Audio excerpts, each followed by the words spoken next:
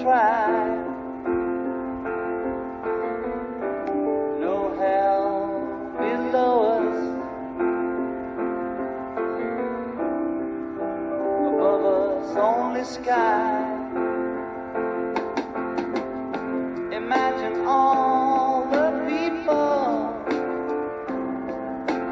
living. We're lucky enough to have Dan Pomerantz back with us, and he'll give a talk shortly. But in the meantime, VFI has a bunch of programs, as you may or may not know, that we've started up since we've separated from SAR-L. I encourage you all to look at the website. We have a few different types of trips. We have a rehab program trip where you work at hospital. We have VFI Plus Advanced, where you're getting to volunteer with Leave Note, and then the second week at all different places in Tel Aviv, right?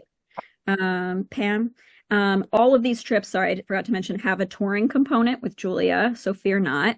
We also have an archaeology and rebuilding trip where you do a week on an archaeological dig, and the next week working with Leave Note. We have a farm program if you want to volunteer on a farm. If you want a private trip, you can do that. And I'm not so sure about, we have a Feed the Soldiers trip, but that one needs 10 people minimum to go. But if you're interested, we also have a program like that. So feel free to look at our website, see what dates might work for you. If you are interested, there's literally like a 1 through 7 steps. It's very clearly laid out of what you'll need to do in order to come. And at some point, you'll wind up talking to me. Right. But one thing, keep in mind, the website is newly revised and it's a work in progress. So if certain things do not match up, if there are inconsistencies or discrepancies, tell us about them, because we haven't caught everything, but there are some discrepancies. But the one program that I do want to talk about that's coming up in February, and if you want to tell people about it, February 14th till the 22nd, is really, really going to be a special program. It's every day is a different volunteering activity. There are going to be a couple little touring things, but just, you know, on the side. And it's not mostly touring, it's mostly volunteering, sort of not based on, but the same type that when JNF first came out with their program, which started out at $2,000 and now is up to $3,000 from what I understand. And synagogue trips are around $3,000 where they do different days of volunteering. So this one is going to be much less expensive than that. And there's a tentative schedule, a tentative itinerary on the schedule about it, but that itinerary is changing. But it's going to be a really, really nice program. So if people are interested in that, in real volunteering program, then look at that. So. Yeah. Thanks, Pam, are there any age restrictions on these programs now? The only one that there's an age restriction on is the Feed the Soldiers, which is EVP, Emergency Volunteer Program. Yep. And that one, it's under 80 years old. Everything else, no age restriction. You just have to be in, you know, good condition. I mean, if you go to the rehab centers, you're responsible for taking patients around to all of their different therapy groups. So there's a lot of walking all around the rehab hospital and going up and down stairs besides the elevators. So, you know, you have to be in somewhat decent shape to be able to do all that. Gotcha. Thank you. Great. All right, Pam, would you? If anybody has questions later on, I'll be happy to answer them later on after the talk. Yeah. Okay, if you could introduce Dan. Okay, so many of you know Daniel Pomerantz because he's spoken before to our group. And Dan lives in Israel. He is from Chicago originally. He made Aliyah 14 years ago. Dan is a lawyer. He was the CEO of Playboy Israel, which he actually started in Israel. He's the former CEO of Honest Reporting. Many of you are familiar with that organization. And now he's the CEO of RealityCheck. So you'll hear more about RealityCheck during his talk. I'll tell you about it. Dan's a journalist, a political analyst, a guest speaker on many news and TV channels, including I-24. So maybe some of you have seen him on I-24 because he's been on that a lot. He's a professor also at Bar-Ilan University and at the IDC. And now Dan is a celebrated actor in Israeli TV, movies, and commercials, a new field that he has broken into. In a little while, I'll put RealityCheck on the chat, so you can write down the, or you can take the link for the website, and Dan would appreciate any donations you might want to make after his speech, after you hear what a wonderful speaker he is. And you can also sign up for his newsletters, which are very, very interesting. They come out usually at least once a week, something like that, close to that, and gives you good insight into everything that's happening here in Israel. Definitely. And if you have any questions, please put them in the chat and Dan will answer them when he's done talking. Please and mute it also.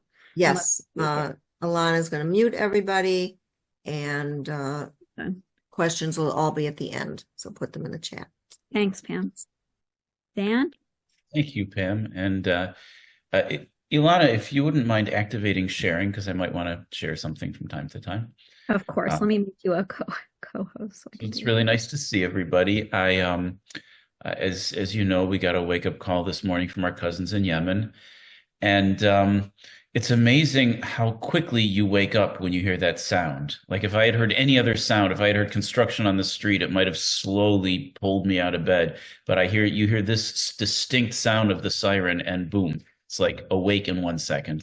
So I went over to meet my neighbors, but I realized on the way that I had a choice. Either I could stop at the bathroom and relieve myself, or I could go to the shelter and sit there hopping on one foot for the next 10 minutes.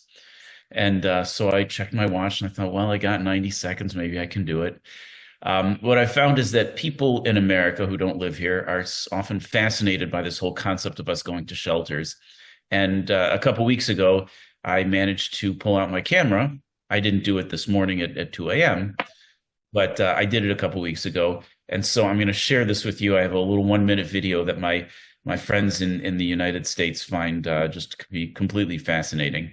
So here you go, and you'll hear in the background that distinct air raid siren sound that we get. Hey guys, we have a siren going on now outside over there. So I'm going to grab my my little bag, which has some things, a little bit of food, extra batteries, things, just in case it's one of those things where we're in the shelter for a long time. And now I'm going to head over to the shelter. And you can see what it's like going with me. I go out my door. It's got a really nice apartment. And head over down Neil the stairs Pomerantz. here. I missed the introduction.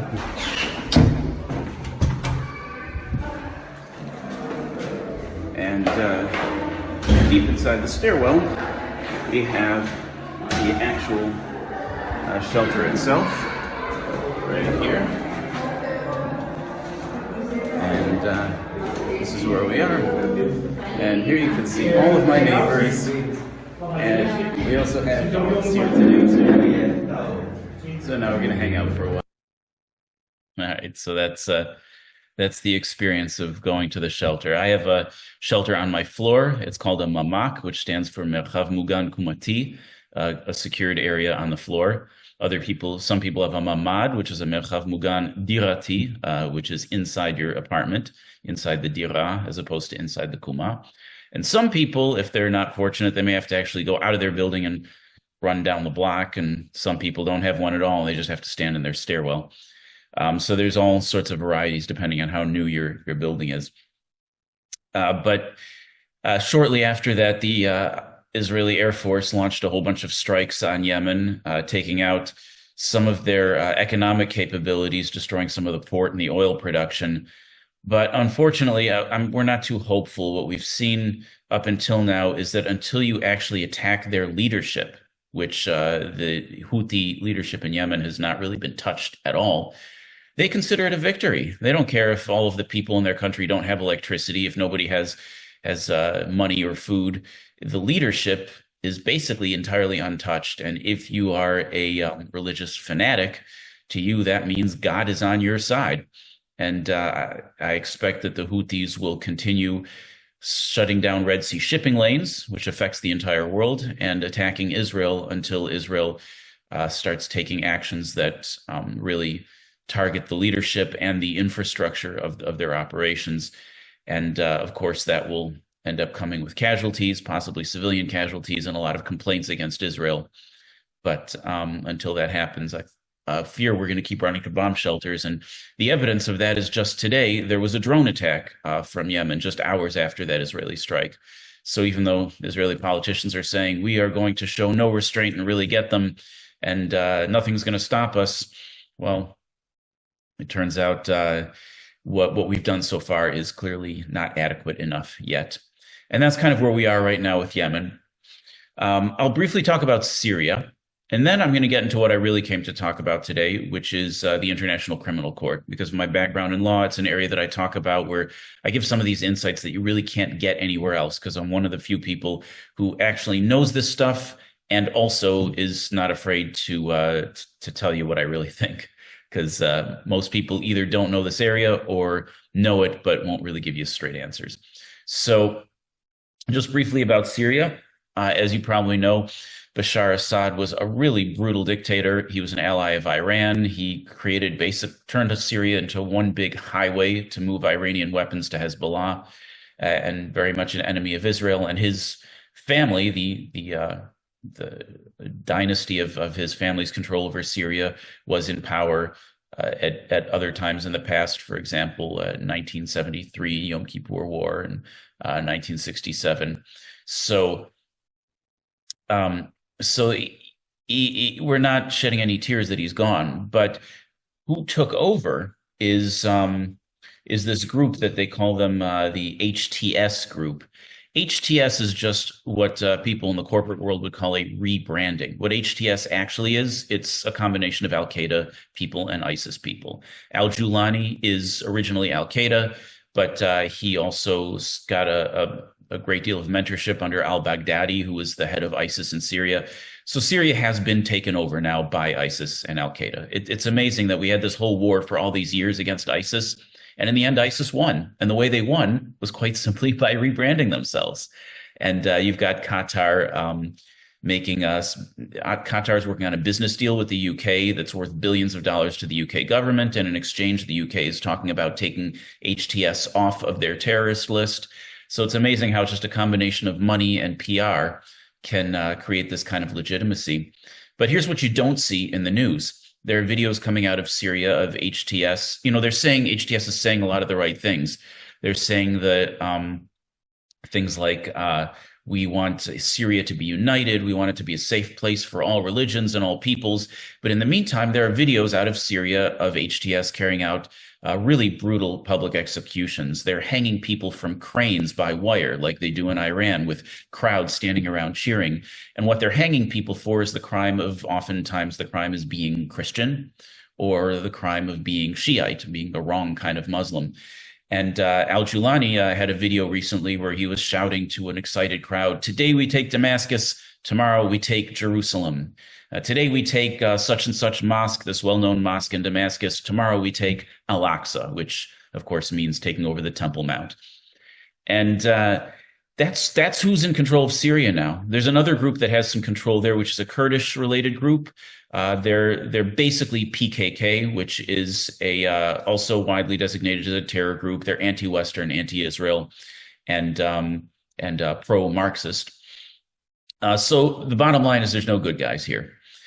Fortunately, Israel is destroying a lot of their equipment, destroying hopefully all of their chemical weapons, destroying a lot of their fighter jets. And if Israel stands strong, if international pressure doesn't stop Israel from standing strong, and if Al-Julani and his HTS are not entirely stupid, we just might end up with a situation that resembles stability, which is to say that we might end up with Syria holding where they are and not trying to do anything stupid like trying to attack Israel. But if either international pressure causes Israel to not stand strong, or if any of these players become too, what's the word, too excited by their newfound successes and think that they have a chance, we could end up seeing more of a hot war rather than a cold, stable situation. But that's where we are right now. Nothing good is coming out of Syria anytime soon. Maybe in the long run, but certainly not yet. So that's a quick update on Syria, including some of the things you're not hearing in mainstream media, which is that the world is not made up of good guys and bad guys. Sometimes the world is bad guys and other bad guys. So that brings me back to the International Criminal Court. So if you have questions on those topics, feel free to put them in the chat and we can address them later. But I would, since my background is in law, I wanted to focus a little on this. As you know, there are arrest warrants out for Prime Minister Netanyahu and former Defense Minister Yoav Gallant. That means if they enter any of the 124 countries that are members of the ICC, they could be subject to arrest, or any of the countries that have extradition treaties with them, which basically includes all of the 196 members of Interpol. Now, there are some countries who have said that they will not enforce the warrants. For example, Hungary said they won't. Argentina said they won't. France originally said they would, and then later said that they won't. The United States is not a member of the ICC, so they definitely won't. But there are certainly many other countries that will, and some of which have enthusiastically announced that they will, given the opportunity. For example, the Netherlands, which is tragically ironic, given that the Netherlands is exactly where this pogrom against Israelis and Jews took place recently, and the Dutch police, in some cases, failed, and in other cases, refused to put a stop to it. So that's where we are right now on these warrants. But even more importantly, what's happening at the International Criminal Court gives a license to countries to take other actions against Israel. For example, the UK has embargoed the sale of certain military equipment to Israel, including really critical pieces of fighter jets and tanks, which can't be easily manufactured anywhere else. And that means that, Israel could, if this continues, Israel can end up in a position where it will eventually no longer have a working fleet of military equipment that it needs. So these activities that relate to the communications battlefield absolutely have an impact on the physical safety of all of us. We like to think it's important to support hospitals, it's important to support the IDF, and it is. But if the IDF doesn't have tanks or planes or guns or bullets, then fighting with our fingernails isn't going to get us very far. And that relates to geopolitics and getting our message out to the world. And that's the work that's the battlefield that I'm fighting on every day and every week. So the International Criminal Court is different from the International Court of Justice. Excuse me just a moment. I don't know if it's the change in the weather, but I feel like I have a little bit of a runny nose today. So excuse me for doing this every once in a while. So there's the ICJ, that's the International Court of Justice. That's where South Africa is suing Israel for genocide. An entirely different court called the ICC is the one that is issuing arrest warrants.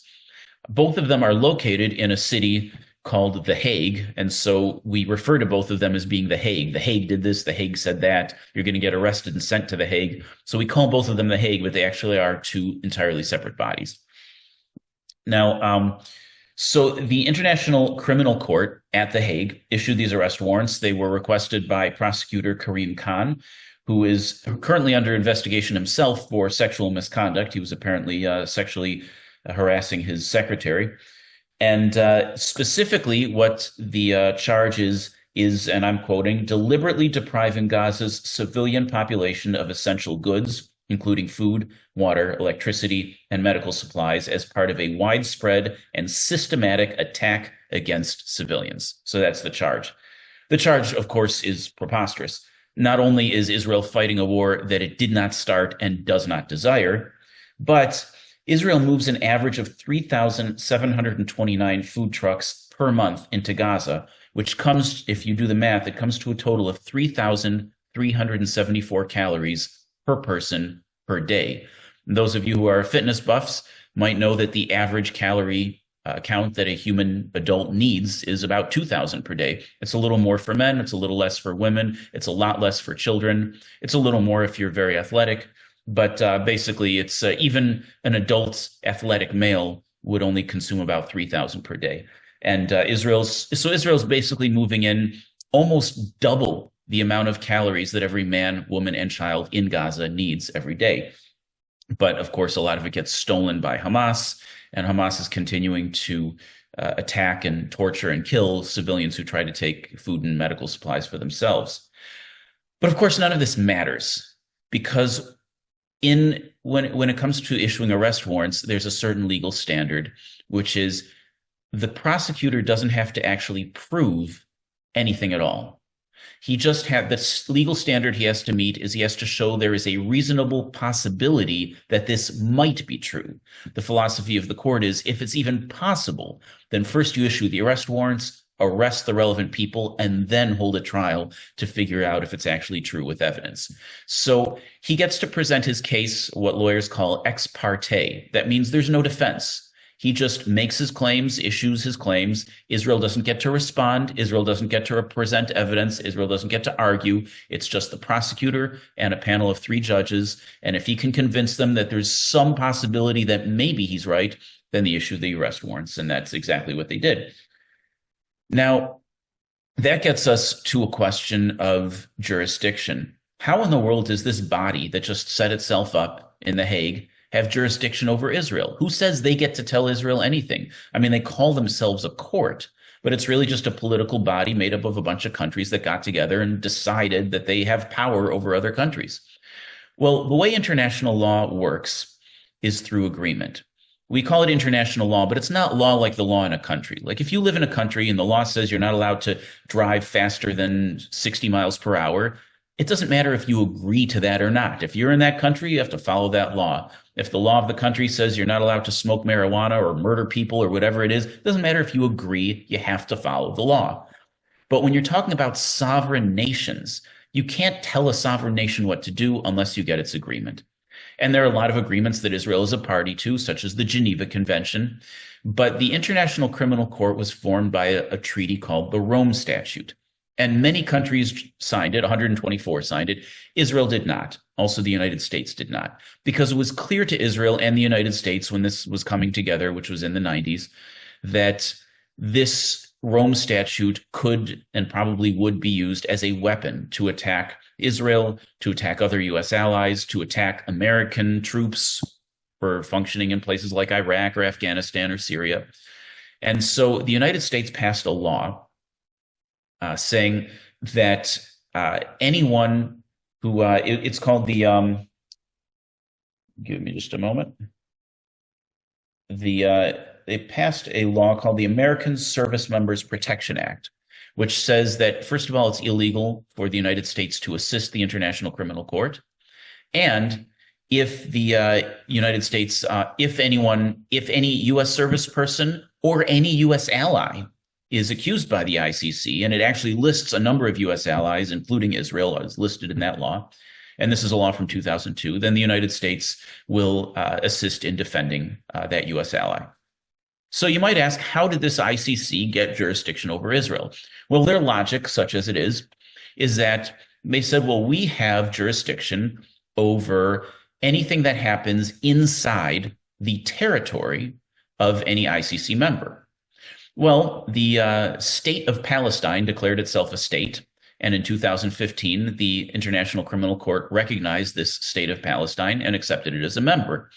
And even though the state of Palestine doesn't have any borders, I mean, we know we hear these claims like river to the sea and that sort of thing, but officially, the state of Palestine will not define its borders.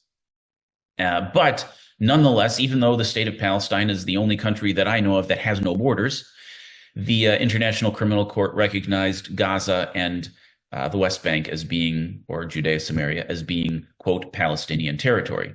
So by their logic, since the events that we're talking about happened in Gaza, and since Gaza is part of the state of Palestine, and since the state of Palestine is a member of the ICC, therefore the ICC gets jurisdiction over anyone who does anything in Gaza. And so that's their logic about how Israel is subject to their jurisdiction. France made an interesting argument, though. Originally, they said they would follow the arrest warrants and arrest Israeli leaders, but then they changed their minds. Very possibly the reason is because Israel allowed France to take part in the ceasefire negotiations in Lebanon, because France has this obsession with proving that they're relevant in Lebanon because it was a former French colony. That's at least the conjecture of why this happened. But what happened was France changed their mind, and they came out and said, we will not respect these arrest warrants. And the reason is because we follow international law. And international law says that you can't have jurisdiction over someone who didn't sign a treaty. And the ICC itself actually has a section in the Rome Statute that says leaders of countries that are not subject to this treaty have immunity from the ICC and its prosecutions and its arrests. And the ICC is actually violating its own rules. So France says, precisely because we do respect international law, we will not support these arrest warrants. And that, I think, sets a good precedent and a good opportunity for other countries to stand up and say, we won't enact the arrest warrants precisely because we do follow international law. But so far, most members of the ICC have so far said that they will follow it. So that brings us back to the American Service Members Protection Act. The United States is supposed to be taking action against the ICC. And in fact, the U.S. House of Representatives back in June passed a bill. Now, so not a law yet, because remember, for a bill to become a law, it has to pass the House and the Senate and then be signed into law by the president. And the House of Representatives passed a bill that says that that the United States is going to put sanctions on the ICC and on its judges and on the prosecutor and on all of their family members. So you can't go hiding your money with your wife or your kids. And sanctions, the way the U.S. does sanctions is really powerful. It's something most countries can't do. The United States will say, if you, first of all, you can't do any business in the U.S. So if you happen to have any U.S. bank accounts, you're locked out of that. Now, you may not care if you're not an American citizen and your bank accounts are somewhere else. But then the United States will do what's called secondary sanctions. For example, the U.S. will say to foreign banks, hey, you have to freeze the bank accounts of everyone on the American sanctions list. And if you don't, then your bank, the whole bank, gets cut off from the United States of America and its banking system. Now, no bank in the world is going to allow itself to be cut off from the United States just to provide banking services to one individual. The U.S. is a market of trillions of dollars, and each individual person is a market of, a person might have thousands, tens of thousands, maybe a million or two, but most individuals don't have much more than that. So unless you're talking about banking in Iran or Russia, which are already subject to global sanctions, or North Korea, most banks in the world will respect U.S. sanctions, which means that members of the court, as well as the court itself, could truly be cut off from all of their finances, no longer able to pay rent, no longer able to buy food, nothing. And so that's a powerful tool. So the U.S. House of Representatives passed that bill, at which point President Biden publicly stated that he opposes that bill and won't support it.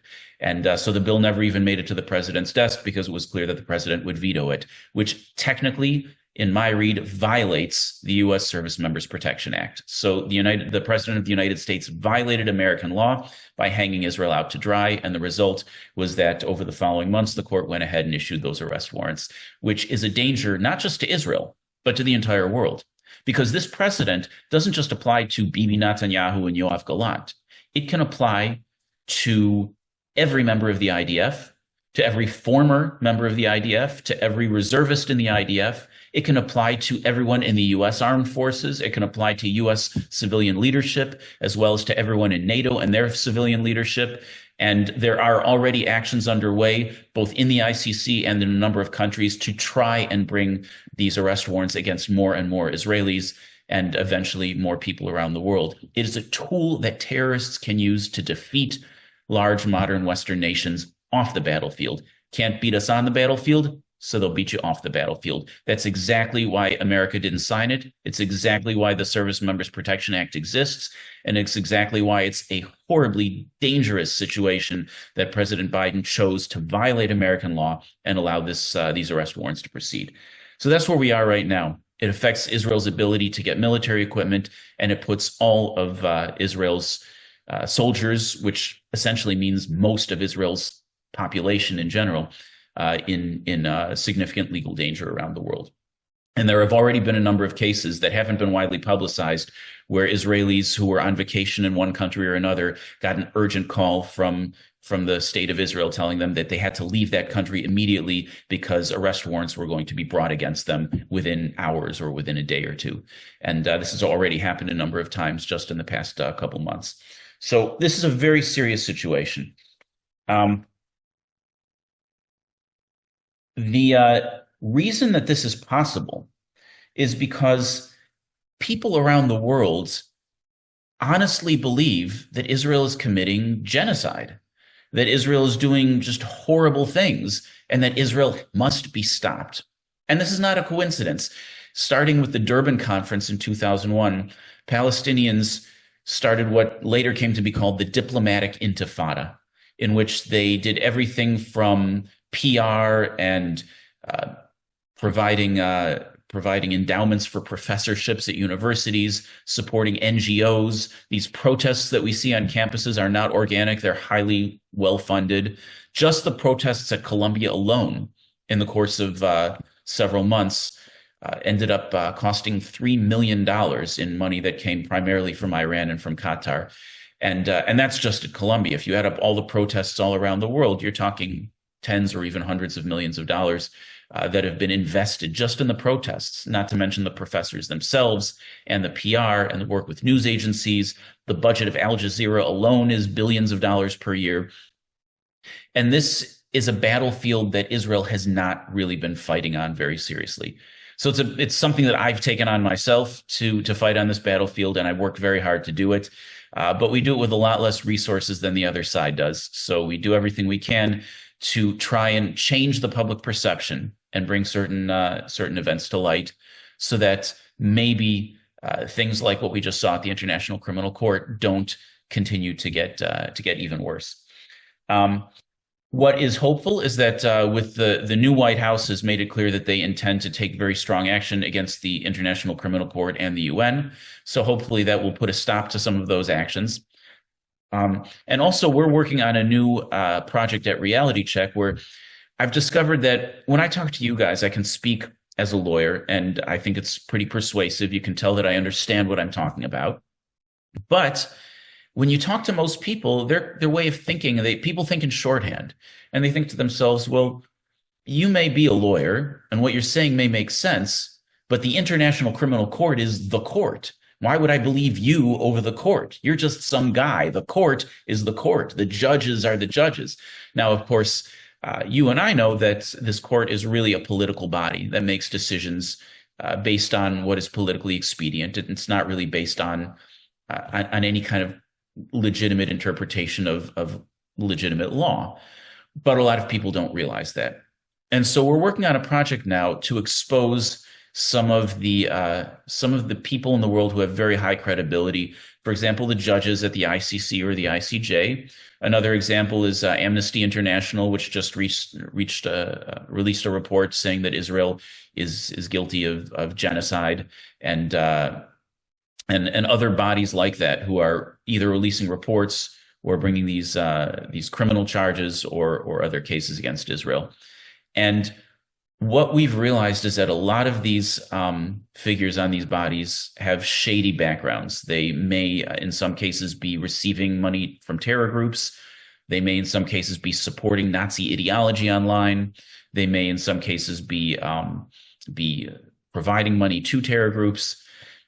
And the way you find these things out is by doing research on the dark web and on the deep web, and also OSINT, which is open source intelligence. So we're working on a project right now using OSINT, deep web, and dark web research to expose some of these people, so that when I speak in more general audiences with people who are not necessarily pro-Israel, and they say, but it's the court, I'll have the ability to say, yeah, but this judge on the court was shown online as being a Hitler supporter, and this other judge on the court was shown online as being on the payroll of Hezbollah. And do you really want someone who is essentially a modern day Nazi telling you whether Jews are doing bad things? And the ability to do that depends on our ability to do this research and come up with this information, because we are on an international battlefield, and it's a battlefield every bit as severe as the kinetic one, because this battlefield can, if it puts our soldiers in prison in The Hague, if it cuts us off from military equipment and supply, it can absolutely affect the outcome on the kinetic battlefields. I have an article on this that I published along with former Ambassador Michael Oren on his Substack page, which is called Clarity. And so you can check that out. Ambassador Oren and I worked on the article together, and it goes into a great deal of detail of some of the things that I spoke about. And of course, there's my own Substack page, which you can find at Daniel Speaks Up. And of course, there's our website, which is realitycheckresearch.org. I'll just say this one last thing, which is how the United States and the world responds to what's happening at the ICC and the ICJ right now will determine whether this ruling becomes a knife at the throat of every modern Western democracy, or whether it ends up joining what President Reagan once called the ash heap of history. There is a bit of a tragedy in this, though, which is that if the credibility of these international bodies is diminished, as it rightly should be, it will also be a tragedy, because the reason these bodies were set up was to prevent terrorists and dictators from doing these horrible things. And because they're being misused and abused against democracies, worst case scenario, it will end up harming democracies. Best case scenario, maybe the court loses its credibility, which ends up meaning we end up with less international institutions that could potentially put a stop to some of these dictators and terrorists in the world. So either way, it's kind of a lose-lose for the vision that we all once had of a better world governed by international law rather than governed by chaos and weaponry. So that's, I realize that sounds a little bit negative, but the good news is, between the statements being made by the incoming administration, and also between the work that our group and some other groups are doing, and there are a lot of great groups out there, I really do see a possibility of a better future, one in which we rehabilitate Israel's image and give Israel the strength it needs to function on the non-kinetic battlefield in the world. And with that, I think let's take some questions.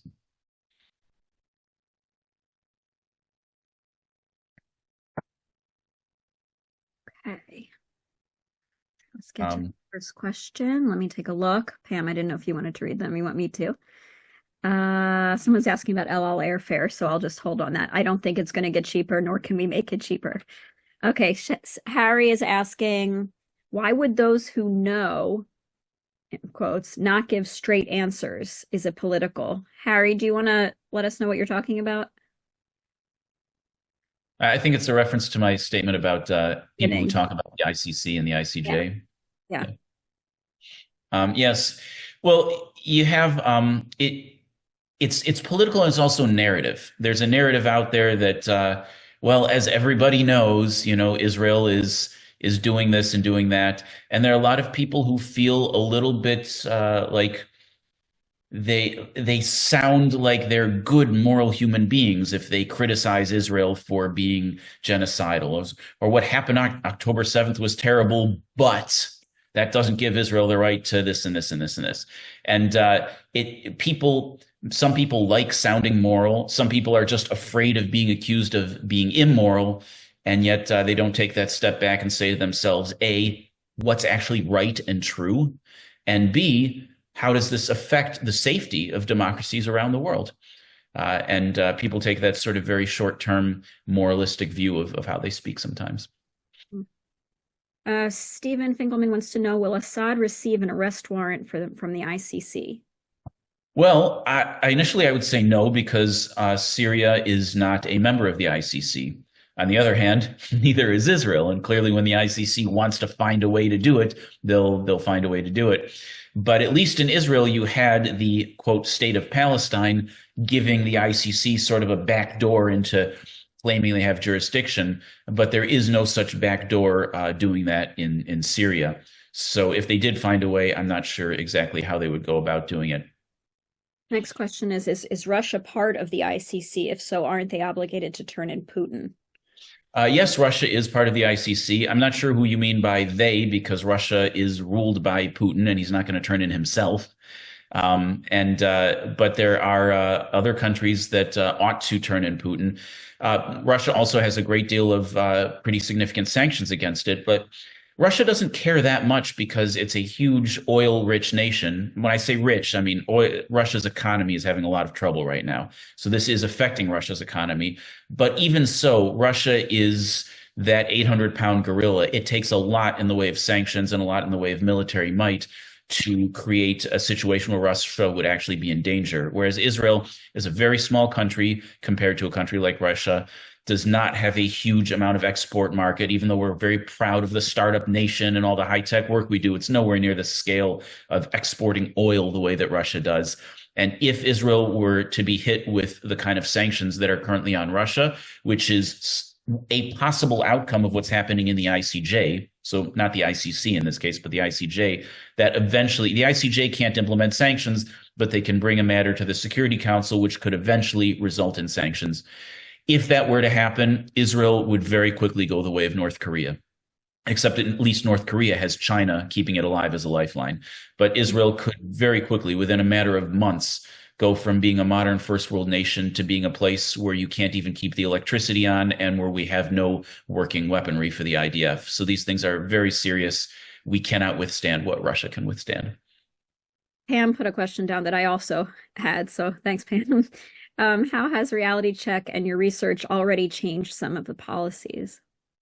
Well, we have on our mailing list, which some of you already read, we also have 315 members or staffers of the House of Representatives and another 25 members or staffers of the Senate.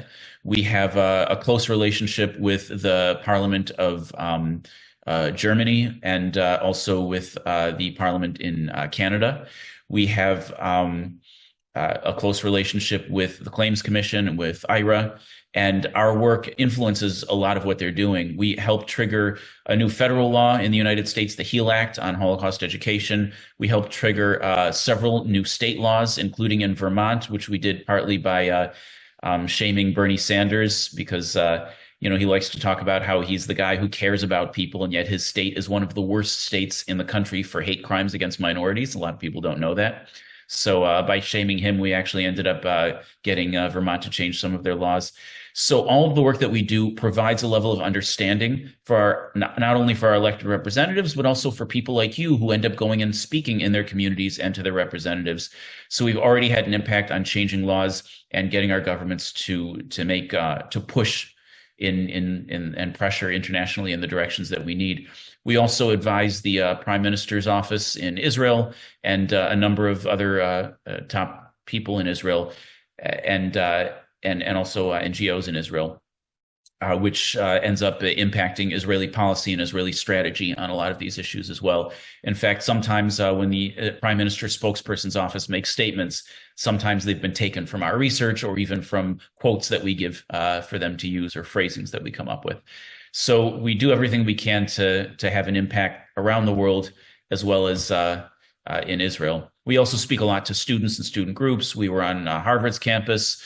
We spoke through the Diplo Act program in Israel to students from a number of campuses around the U.S., including Berkeley and UCLA, where things are very problematic. And we try to give them as many tools as we can to help them be able to speak in their communities with a feeling of safety and a feeling that they really know what they're talking about. It's incredible. Have you had trouble on these campuses with all of these encampments and everything when you're going to speak to them? I haven't personally had trouble, but the students that I speak to frequently do have trouble. When we were at Harvard, we were there the day after Yom Ha'atzmaut, Israel Independence Day. For Yom Ha'atzmaut, the Hillel had put up a flag, and they accidentally left it up the day after, and somebody noticed it, and they go, I saw the Hillel staff going into a panic. Oh, we got to take that down real quick. It's still up.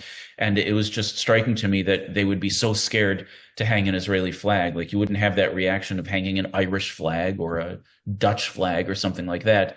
But hanging an Israeli flag got people very, very, very frightened. And this is people who have to be there full time really have to face some very difficult and scary realities there. You know, it reminds me of a conversation that I once had with, and this was years ago, a friend of mine who lived in Paris. I said, is anti-Semitism a problem in Paris? And she goes, oh, no, it's perfectly safe there. I mean, obviously, I wouldn't do something stupid like walk around with a Star of David on my neck. And I said, wait a minute. So you're saying it's perfectly safe to be Jewish as long as nobody knows that you're Jewish? I think you and I may have a different understanding of what the words perfectly safe actually mean. And that's sort of my philosophy. If you cannot be openly and comfortably Jewish, you're already in danger. The moment you start hiding it, there's something wrong. And I'm not saying you got to pick up and move to Israel, but you do have to be aware that you're facing danger, and it's something you need to either get away from or deal with. But ignoring it won't work, because we tried that once in the 1930s. Robin says she appreciates all the detailed info on the ICC, but is curious to have a little bit more on the ICJ. The ICJ is the court where South Africa is bringing a lawsuit against Israel for genocide. Unlike the ICJ is essentially a body of the United Nations. The ICJ is governed by the International Treaty Against Genocide, which Israel not only signed, but helped to create. It was being created in 1948. Israel signed it, I think, in 1952 or somewhere around there. It's a part of the Israeli soul and the Israeli identity that Israel is working with the world to prevent a genocide from ever happening again by helping to create these international institutions.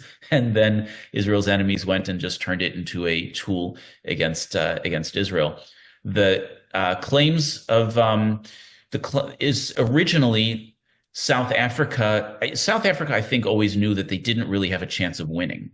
So what they did is they said, we want to get an emergency injunction, an emergency order to have an immediate ceasefire and to have Israel stop all of its activities, and then we can proceed with this trial.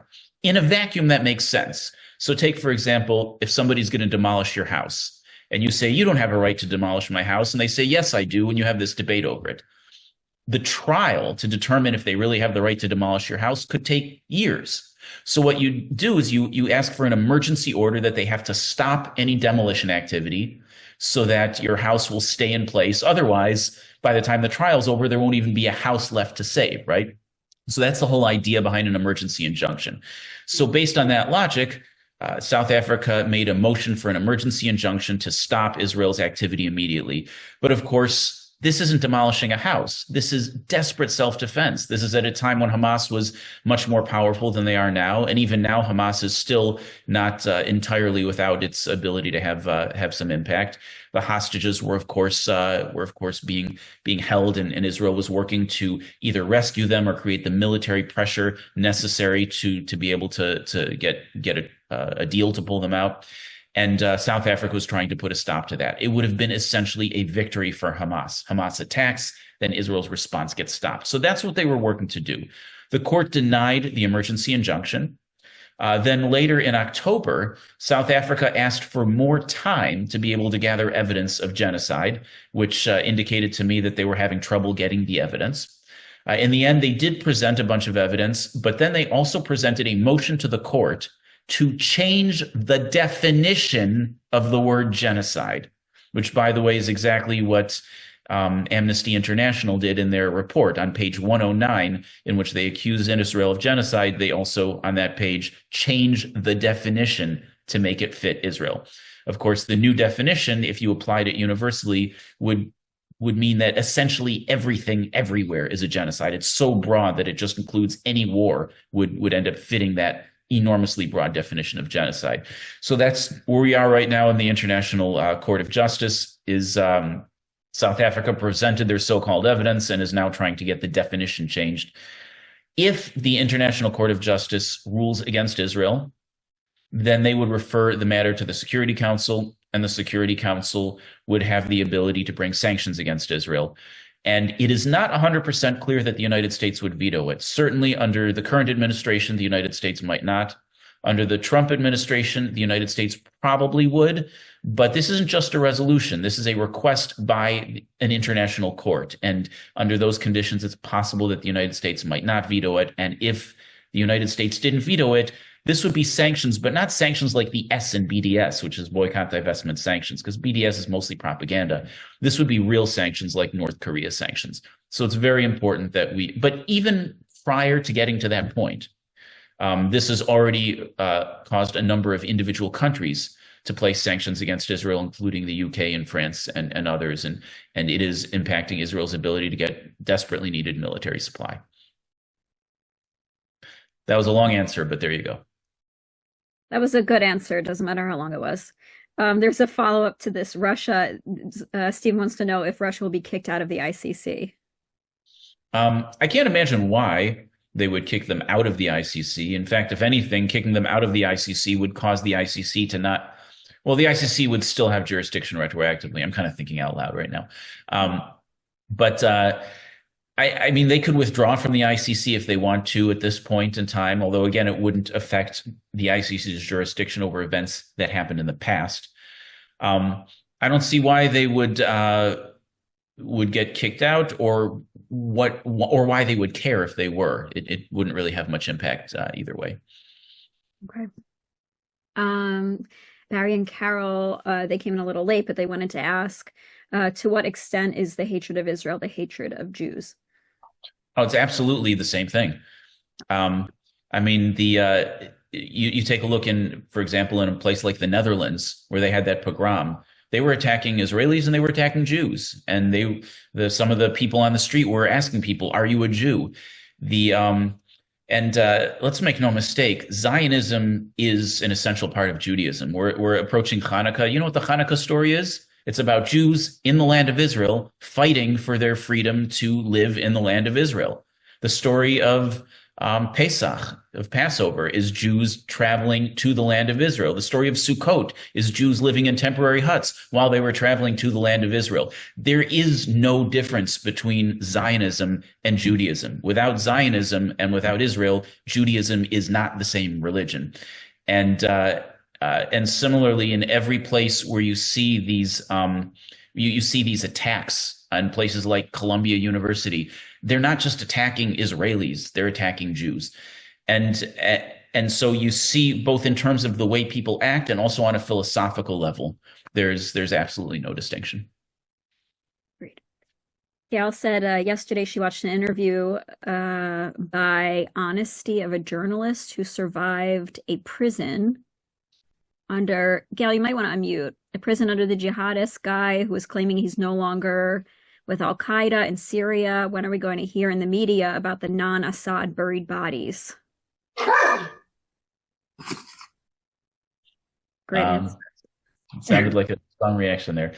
There was, I don't know specifically which clip you're referring to, but there was a clip recently about a journalist who went into a prison and brought a prisoner out, and it turned out that the whole thing was a fraud and that the prisoner was actually a former high-ranking lieutenant in Assad's army who had staged this whole thing. But there's certainly... No, this was, I'm having to, the dog is occasionally barking here. This was an interview by somebody who had been put into prison in 2014 with a number of Assad's army people. And he managed out of the 14 or something army people, and he ended up with 4 people surviving. And he was taken out and taken to the border. And talking to the Honesty person, he described how he had almost had some Stockholm syndrome kinds of things. In fact, he was still communicating daily pretty much with his torturers and the people who were in his prison. And this is a guy that we're all seeing on television. I wish I remember his name. He's got a name and then he's got a pseudonym. Where you're seeing him on BBC and on all of our media as being somebody who is the rebel leader, so-called rebel leader. And it turns out he had this huge prison complex with all of these people who were being tortured and who died. And we're looking at Assad in Syria as being, supposedly bad guy who has done a tremendous amount of harm in Syria.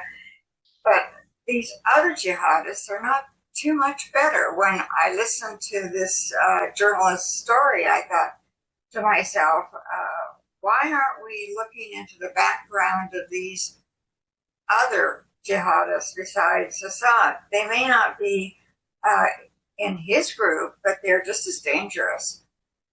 Yeah, it's a very good point. I think the person you're referring to is Al Julani, who's the head of the HTS organization. Thank you. I did not remember how to pronounce his name. Yeah, and he's both former ISIS and former Al Qaeda, and I don't think former is even the right word because he didn't leave those organizations. He just rebranded himself with a new name. But there's a narrative now, and it's a narrative people want to believe in. And there's funding behind this narrative from Qatar and from Turkey, who both have an interest in supporting these Sunni jihadists.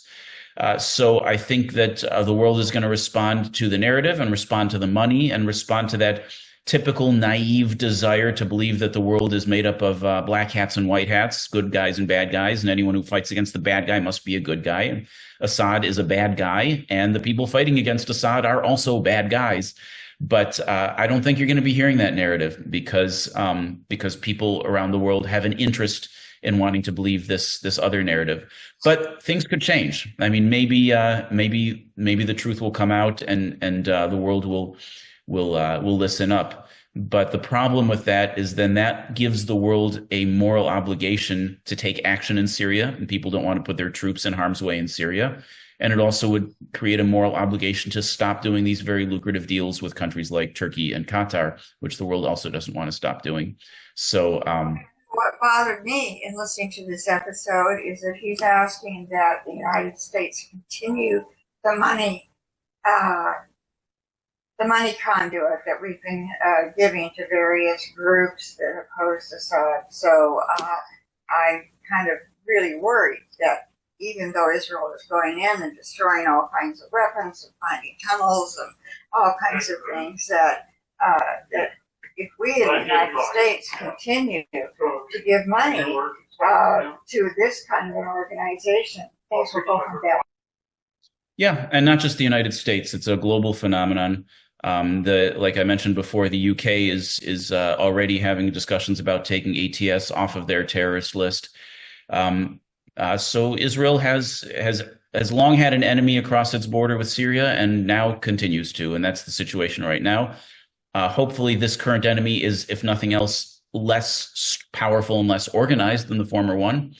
And hopefully, maybe there's a chance that in the long run, they might even abandon their terrorist ways, but we're not counting on it. Hope for the best, expect the worst. If anyone wants to unmute and ask Dan another question, if he can stay with us, please feel free. Dan, question, what about the Saudis talking about making peace with Israel and not concerned about the Palestinians at all? Well, the Saudis have been sort of changing their tune on that depending on what hour of the day you listen. And some days they say they would only do it if Israel does certain things with respect to Palestinian state, and other days they don't say that. But it seems to me that if there is strong enough support from the United States to make this happen, and certainly there's support on the Israeli side, and we know that the Saudis are interested in it, I believe that in the coming couple of years, we will probably see that come to pass. Certainly, Israel has demonstrated itself as being the preeminent power in the region. And anybody who has any concerns about Iran would much rather be allied with Israel than with Iran. So I think Israel's successes over the past year certainly give will give a good tailwind to anyone interested in Abraham Accords. And there's even some thought by experts that if Saudi Arabia comes through, which seems likely, then the next step is that a whole bunch of countries throughout the Arab world will also come through. So that's the direction that we seem to be going in, but we'll see what happens in the coming months of the new administration. And if it does go through, how much can the Israelis really trust the Arab countries? Well, it depends what you mean by trust. I think Israelis are pretty adventurous people, and they like to go and visit. They certainly like to do business deals. I don't think we're going to go and disband the IDF or anything like that anytime soon. In fact, to the contrary, I think the IDF is part of the reason why those countries like the idea of having an alliance with Israel, is they like being allied with a strong power that can help keep them safe in the face of other threats such as Iran and Yemen. Under the umbrella. Yeah, to a certain extent. I mean, it's funny to think of Israel as being an umbrella since it's such a small country, but there is a kind of an element of that. Certainly, Israel becomes an alliance. You know, an interesting thing is during the prior Trump administration, Trump moved Israel from the U.S. sphere of influence of European Command into CENTCOM, which is Central Command.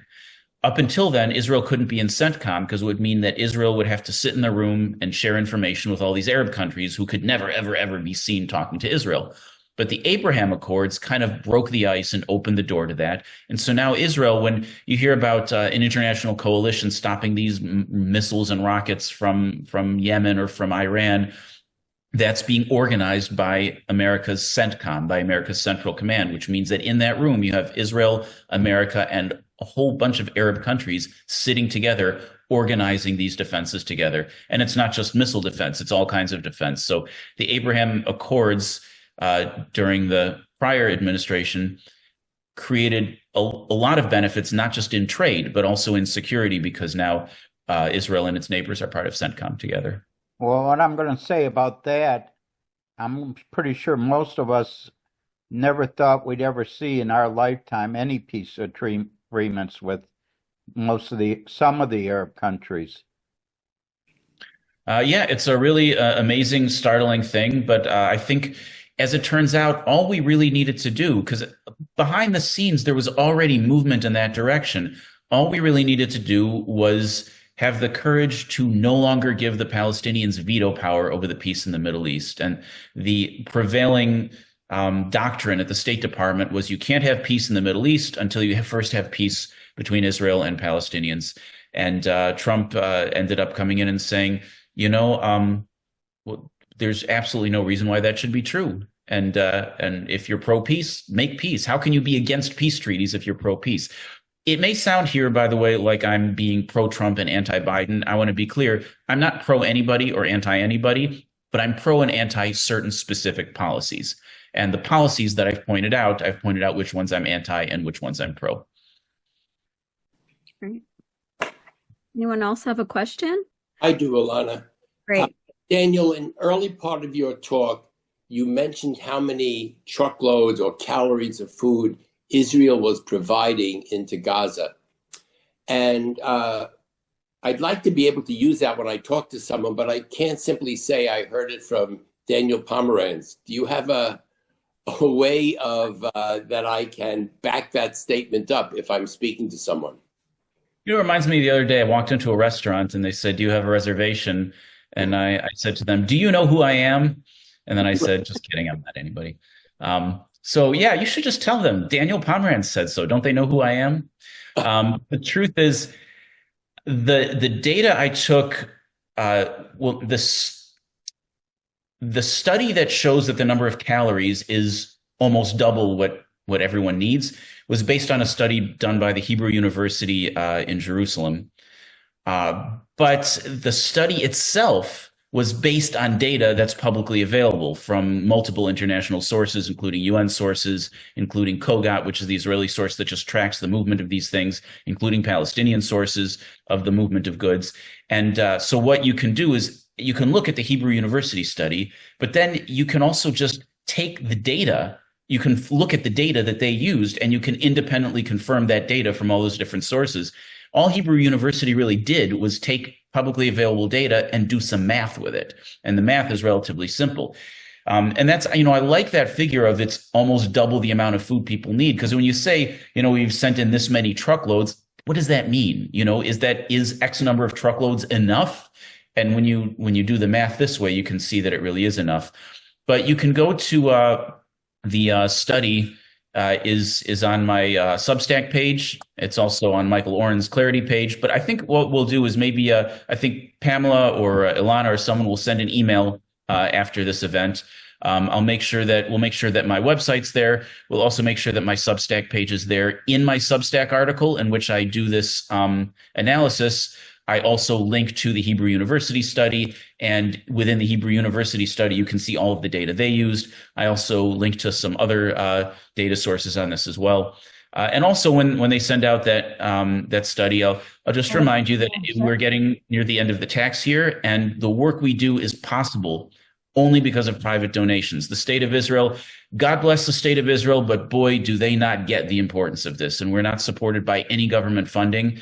And you guys are what make this possible. And without people like you, our work just stops. And all you have are the anti-Israel people who are enormously well-funded. So you'll be getting an email with that information in the next day or two. Hey, Daniel, I have a question. We know how many trucks go into Gaza, but who knows how much of that actually gets to the Gazans? Is there any information about what Hamas takes, or the percentage of the goods that goes in that really gets to the people? Yeah, there's that changes all the time, and it's difficult to get reliable information because it's chaos there. But there have been some assessments by the United States that at some points they assessed that it was up to 50% of the aid was going into the hands of Hamas. But even then, it's not clear. Does that mean that 50% went to Hamas and the other 50% went to civilians? Or does that mean that close to 100% went to Hamas and about half of that ended up getting sold back to civilians at a huge markup, which not only harms civilians, but then funds Hamas? Right. You know, it reminds me of a time when I was in the I-24 studios and we had to stop for a minute because there was sirens. We all go to the shelter and then we come back, and then I'm on television and we're talking about what humanitarian aid to Gaza. And at the time, people were talking about energy. There's no energy for fuel for the electric plants. People don't have electricity. And I said, you know, we just ran to a bomb shelter because of rockets being fired from Gaza. In the past, however many months it had been by then, they fired X number of thousands of rockets. Every single one of those rockets is powered by fuel. There is no fuel shortage in Gaza. Just that it's all getting used to fire at me, literally at me, right here, right now. And so you do make a very good point. And that data is not easy to calculate, but some U.S. assessments have said at certain points about 50%. Thank you. I have a question, if I can, and it sort of continues a little bit on that line about the number of trucks and the calories, etc. I think the calories, which is maybe what the Hebrew University converted, the 3,000 calories, that's just straightforward. That's just medical or dietary stuff. But if you could give some references, perhaps in the link or in the chat or whatever comes out, as to the international sources or the Palestinian sources, as you said, as to confirming the number of trucks that actually go in.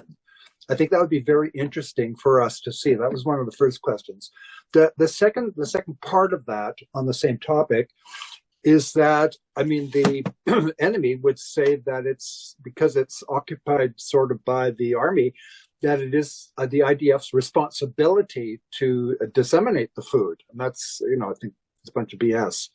But they will say that it's part of the IDF's responsibility in occupying an area, which I'm not agreeing with. You know, I'm not agreeing with the sentiment, but that would be what they would say. So first of all, to answer the first question, as I mentioned, you're going to have access to the article that I wrote. If you were on my newsletter, you would already have the article, but we'll make sure you have the link to it. And in the article I wrote, there's links to the Hebrew University study, which in turn has links to all of the source data that they used. Okay. And I also gave links to other data sources as well. So all that is in there, and we'll make sure that you get that. In terms of Gaza, there's no question that Israel has a blockade on Gaza. It is a legal blockade that has been done according to the requirements of the San Remo Convention and the Geneva Conventions regarding how blockades have to be created. And one of the rules when you have a blockade is you do become responsible for making sure that civilian food and medical supplies and electricity gets provided to that place. You can blockade against military hardware, but you can't blockade in a way that just starves the whole population. So technically, Israel does indeed have that requirement according to treaties that Israel signed, and Israel absolutely very much fulfills that requirement. And one can make the argument that Israel shouldn't have to, and that in fact, that if Israel stopped doing that, that we might have a better chance of getting our hostages back. But whether Israel should or shouldn't, the fact is Israel does.